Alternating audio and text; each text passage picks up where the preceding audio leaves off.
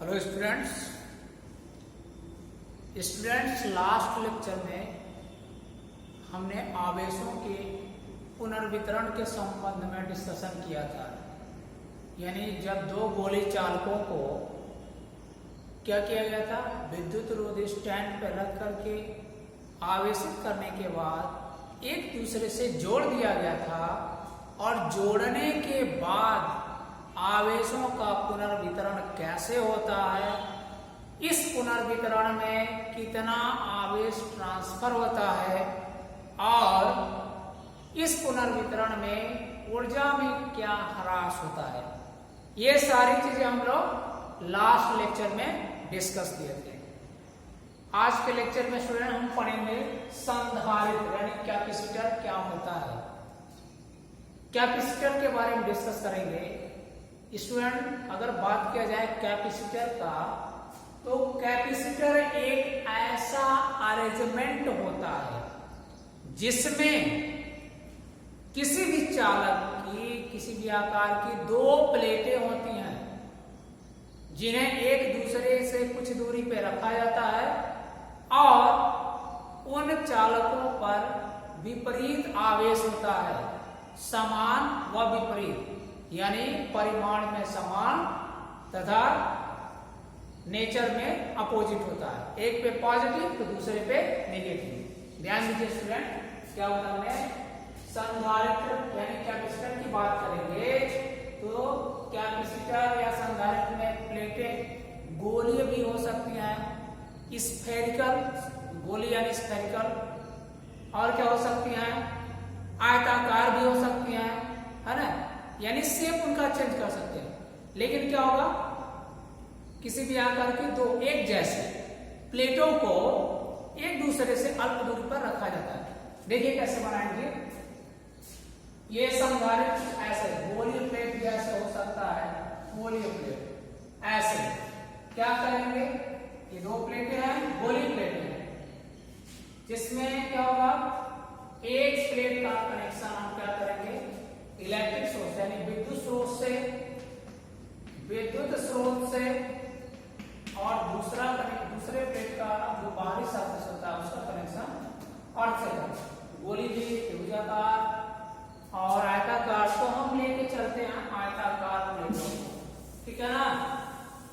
अब देखिए संधारित्र में क्या होती है, ध्यान दीजिएगा स्टूडेंट। संधारित्र में किसी भी चालक की दो प्लेटें ऐसे ले लिया जाए, दो चालक प्लेटों को ले लिया जाए। अब इन चालक प्लेटों को क्या करते हैं, विद्युत रोधी स्टैंड की सहायता से रख दिया जाए। एक चालक प्लेट हो गया, दूसरा चालक प्लेट ऐसे देखिए, दूसरा चालक प्लेट हम इस तरीके से ऐसे बना देते हैं, ठीक, ऐसे लेते हैं। यहाँ पे एक और चालक प्लेट ले लिया जाए, एक चालक प्लेट हमने यहाँ पे एक और ले लिया चालक प्लेट, इसको भी हमने क्या किया विद्युत रोधी स्टैंड की सहायता से यहाँ पे रख दिया, ठीक है। थोड़ा डायग्राम इतना क्लियर मैं नहीं बनाया, लेकिन ये अंडरस्टूड कर लीजिए। ये दो इसको इस तरीके से बनाना चाहिए, ऐसे दो चालक प्लेटों में इनको एक दूसरे के सामने ऐसे रखा गया, ठीक है। तो क्या करेंगे, ये आयताकार ऐसे चालक प्लेटें हैं। अब एक बाहर वाला सर्फेस से अंदर वाला सर्फेस, दो चालक प्लेटों को देखिए, इसमें क्या किया, इसमें किसी भी धातु की दो चालक प्लेटों को विद्युत रोधी स्टैंड की सहायता से क्या किया जाता है, रख दिया जाता है एक दूसरे से अल्प दूरी पर। अब क्या होगा, पहले वाले को क्या करेंगे विद्युत स्रोत से जोड़ते हैं, बाहरी सरफेस को विद्युत स्रोत से, और दूसरे वाले प्लेट के बाहरी सतह को पृथ्वी से जोड़ देते हैं। अब पृथ्वी से जोड़, अब देखिए इसमें विद्युत स्रोत की सहायता से अगर पहले प्लेट को प्लस की आवेश दिया जाता है तो यह आवेश प्लेट की भीतरी सतह पर क्या होगा, एक समान रूप से फैल जाएगा, ठीक है। और विद्युत प्रेरण की घटना से ये जो दूसरा प्लेट है इसके भीतरी सतह पर उतना ही क्या होगा, ऐसे यहाँ पे दिखा दे रहे हैं ये जो प्लस चार्ज दिखा रहे हैं यहाँ पे ऐसे दिखा दे रहा है, ठीक है, पॉजिटिव। और दूसरे प्लेट के भीतरी सतह पर क्या होगा, विद्युत प्रेरण की वजह से उतना ही माइनस चार्ज उत्पन्न होगा, और यहाँ पे बाहरी प्लेट पे जो प्लस चार्ज उत्पन्न होता है बाहरी सतह पर, वो क्या होता है, यहाँ से आके पृथ्वी में चला जाता है, ठीक है ना। देखिए संधारित्र में क्या होगा, संधारित्र में किसी भी धातु की दो चालक प्लेटों को एक दूसरे से अल्प दूरी पर विद्युत रोधी स्टैंड की सहायता से रखा जाता है, और इसमें पॉली प्लेट के बाहरी सतह को क्या किया जाता है, विद्युत स्रोत से, जबकि दूसरी प्लेट के बाहरी सतह को पृथ्वी से जोड़ दिया जाता है।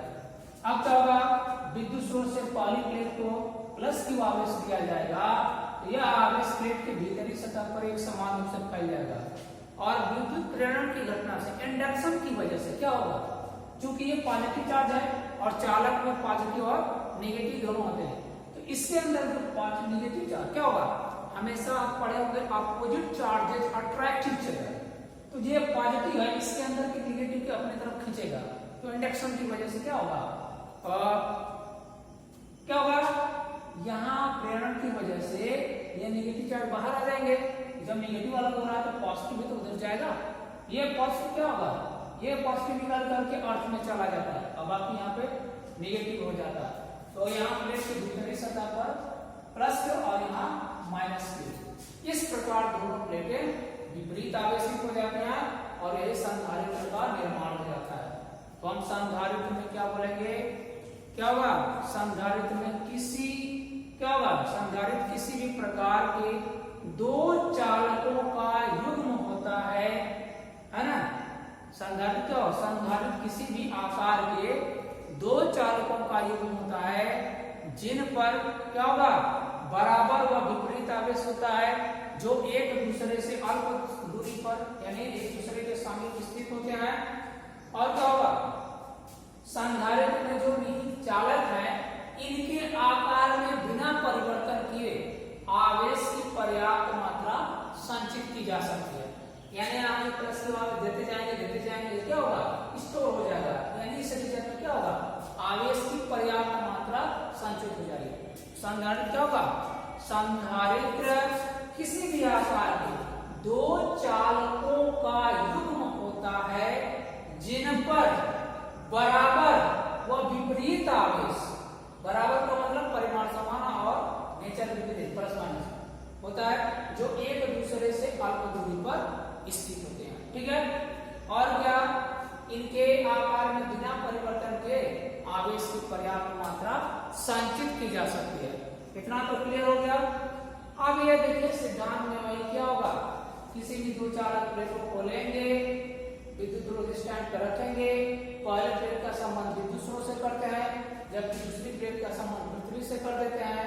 विद्युत स्रोत की सहायता से पहली प्लेट को प्लस के बाद दिया जाता है, क्या होगा, यह प्लेट के भीतरी सतह पर एक समान रूप से वितरित हो जाता है, तथा विद्युत प्रेरण की घटना की वजह से क्या होगा, दूसरी प्लेट के भीतरी सतह पर उतना ही माइनस यानी नेगेटिव चार्ज उत्पन्न हो जाता है, तथा दूसरी प्लेट के बाहरी सतह का जो धनावेश उत्पन्न होता है वह पृथ्वी में चला जाता है। इस प्रकार ये दोनों प्लेटें क्या हो गई, विपरीत आवेशित हो गए और संधारित्र का निर्माण हो गया, ठीक है ना। संधारित्र अब क्या होगा, इसकी धारिता क्या होगी, संधारित्र की धारिता देखिए, पॉली प्लेट को प्लस विभाग देने से अगर प्लेटों के बीच जो स्थापित विभवांतर है वो भी हो जाए, जनरेट हो जाए, तो संधारित्र की धारिता क्या होगा, C = Q/V। संधारित्र की धारिता को कैसे परिभाषित करेंगे, किसी संधारित्र के पॉली प्लेट को दिया गया आवेश है ना, किसी संधारित्र की पॉली प्लेट को दिया गया आवेश तथा उसकी प्लेटों के बीच स्थापित विभवांतर के अनुपात को संधारित्र की धारिता कहते हैं, ठीक है ना। लिखने की जरूरत नहीं है, ये बाय द फार्मूला हम क्या करेंगे, इसको डिफाइन कर सकते हैं। ये फार्मूला याद रखें, इसी से आप डिफिनेशन लिख सकते हैं, क्या, किसी संधारित्र की पॉली प्लेट को दिए गए आवेश तथा प्लेटों के बीच स्थापित विभवांतर के अनुपात को संधारित्र की धारिता कहते हैं। अब आगे दिया गया आवेश Q तथा प्लेटों के बीच स्थापित विभवांतर कैपिटल V हो तो संधारित्र की धारिता से बड़ी Q अपन भी क्लियर है। अब देखिए संधारित्र की धारिता को प्रभावित करने वाले कारक ये हो गया, इसको मिटाते हैं हम। संधारित्र की धारिता को प्रभावित करने वाले कारक कौन कौन से होते हैं, इसको भी हम लोग डिस्कस कर लेते हैं। संधारित्र की धारिता को प्रभावित करने वाले कारक, प्रभावित करने वाले कारक क्या आ जाएगा स्टूडेंट, थोड़ा सा चाप, प्रभावित करने वाले कारक, ठीक है ना। अब देखिए स्टूडेंट क्या क्या इसको प्रभावित कर सकता है, इसकी धारिता को, ठीक है ना। मान लीजिए कोई बकेट लिया आप, उस बकेट में क्या क्या दिक्कत हो सकता है, कैसे कैसे वो कंटेंट जो उसका जितना भी आयतन है कम ज्यादा कैसे होगा, उसमें कोई और सामान वैसे रख देंगे, ठीक है ना। चलिए जैसे मान लीजिए एक बकेट लिए, इसमें मान लीजिए 5 लीटर कंटेन करता है, अगर इसमें कोई बॉक्स ऐसे कोई ब्लॉक रख देंगे तो ब्लॉक रखने में से इसकी धारिता में क्या होगी, डिस्टर्बेंस क्रिएट होगा ना, जितना इतना परिवर्तन होगा। इसी तरीके से हम क्या करेंगे, संधारित्र के बारे में पढ़ेंगे। देखिए संधारित्र की धारिता को प्रभावित करने वाले कारक निम्नलिखित हैं। क्या, सबसे पहले मान लीजिए माना एक संधारित्र जिसकी प्रत्येक प्लेट का क्षेत्रफल कैपिटल 1 मीटर स्क्वायर है, ठीक है, प्रत्येक प्लेट का क्षेत्रफल 1 मीटर स्क्वायर है। यह हो गया, प्लेटों के बीच का डिस्टेंस क्या है, d है, और प्लेटों के बीच के माध्यम का परावैद्युतांक का नाम k है। तो संधारित्र की धारिता को प्रभावित करने वाले कारक में पहला कारक क्या, संधारित्र की धारिता क्या हुई, संधारित्र की धारिता क्या होगा, संधारित्र की धारिता उसकी प्लेटों धारिता, चाहे तो आप सी लिख सकते हैं धारिता, उसकी प्रत्येक प्लेट के क्षेत्रफल, उसकी या उसकी प्लेटों के अनुप्रस्थ क्षेत्रफल के अनुक्रमानुपाती होती है, ठीक है ना, अनुक्रमानुपाती होती है।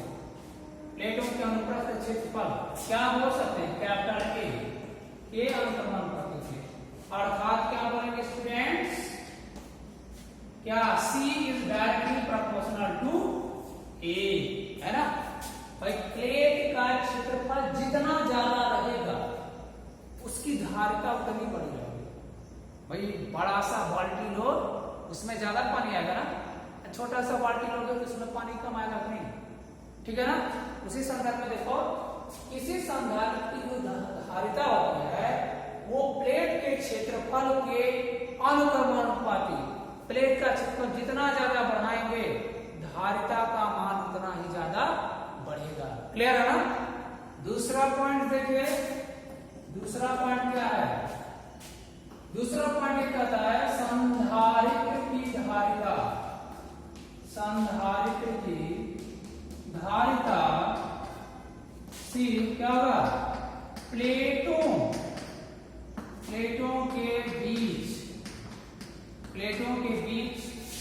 के माध्यम के परावैद्युतांक नियतांक के अनुक्रमानुपाती, परावैद्युतांक नियतांक के मान लीजिए के अनुक्रमानुपाती होता है, ठीक है ना। अर्थात क्या मिल जाएगा यहां से, C is directly proportional to A, ठीक है ना स्टूडेंट। प्लेटों के बीच जो माध्यम होता है उस माध्यम का जो भी परावैद्युतांक नियतांक होगा उसके क्या होगा, डायरेक्टली प्रोपोर्शनली होता है, यानी परावैद्युत माध्यम का परावैद्युता नियतांक जितना ही ज्यादा होगा उस संधारित्र की धारिता का मान भी उतना ही ज्यादा होगा। ठीक है ना। अब एक थर्ड पॉइंट और है, थर्ड वाला देख लिया जाए, क्या होगा? संधारित्र की धारिता, संधारित्र की धारिता क्या होगी? प्लेटों के बीच के माध्यम, प्लेटों के बीच के माध्यम के प्लेटों के बीच की दूरी, माध्यम वाला हो गया। तीसरा है, अगर इनके बीच का सेपरेशन कम ज्यादा करे तब उसके संदर्भ संधारित्र की धारिता प्लेटों के बीच की दूरी के व्युत्क्रमानुपाती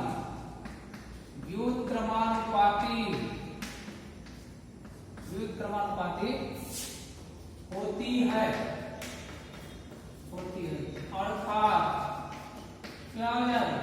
धारिता को C से और बीच की दूरी को D से रिप्रेजेंट करेंगे तो C is inversely proportional to D, यानी C प्रोपोर्शनल टू 1/D। हो गया ना। ये तीन है। अगर इनके बीच का सेपरेशन डिस्टेंस इंक्रीज करेगा तो क्या होगा? इस संधारित्र की धारिता का मान घटेगा। ठीक है ना। तो ये थे संधारित्र की धारिता को प्रभावित करने वाले कारक। ठीक है ना। इन तीनों को अगर कंबाइन करते हैं, इसको और इसको तीनों को मिलाते हैं तो क्या होगा? C is proportional to क्या? K/D। ठीक है। यहाँ प्रोपोर्शनल का साइन हटाएंगे तो एक कांस्टेंट एप्सिलॉन नॉट आएगा, एप्सिलॉन नॉट K/D। देखिए, जब मैं डेरिवेशन कराऊंगा किसी संधारित्र समांतर प्लेट संधारित्र की धारिता और उसकी प्लेटों के बीच के माध्यम का परावैद्युता नियतांक क्या है, तो यही फार्मूला हम लोग डिराइव करेंगे। इस फार्मूले को हमने तो इस बेसिस पे बता दिया, लेकिन हम इसका डेरिवेशन करेंगे नेक्स्ट लेक्चर में। ओके स्टूडेंट्स, तो संधारित्र की धारिता को प्रभावित करने वाले ये तीन कारक थे। इस आधार पर हम अगर कंबाइन कर तीनों को, ये आएगा और प्रोपोर्शनल का निशान है हटाएंगे यहाँ से, तो epsilon naught as a constant आता है और एक फार्मूले के रूप में बन जाता है। ओके स्टूडेंट्स, तो आज के कॉन्सेप्ट में हमने बताया संधारित्र क्या होता है और संधारित्र की धारिता क्या होती है, संधारित्र की धारिता को प्रभावित करने वाले कारक क्या क्या होते हैं, है ना। तो संधारित्र में क्या होता है? संधारित्र किसी भी आकार के दो चालकों का ऐसा युग्म होता है जिन पे बराबर व विपरीत आवेश होता है और ये एक दूसरे से अल्प दूरी पर स्थित होती है। इन चालकों के आकार में बिना परिवर्तन किए पर्याप्त आवेश की मात्रा संचित की जा सकती है। ठीक है ना। ये था संधारित्र का कॉन्सेप्ट। ओके स्टूडेंट्स, हम नेक्स्ट टॉपिक को हम नेक्स्ट लेक्चर में डिस्कस करेंगे। आज के लिए बस इतना। Okay students.